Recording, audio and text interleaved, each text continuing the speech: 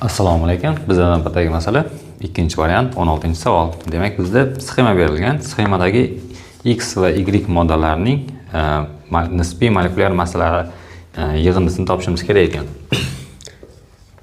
Kremniy 4 oksid va uglerod reaksiyasi 1750 gradusda olib borilgan.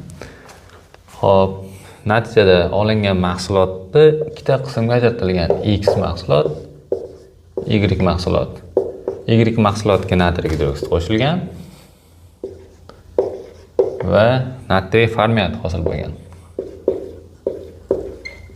Bundan bilishimiz mumkin, bu is gazi.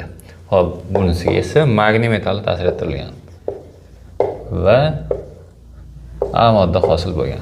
Xo'p, is gazi hosil bo'lgandan keyin biz aniq bilishimiz mumkin. Mana bu kremniy ajralib chiqqan X moddamiz kremniy.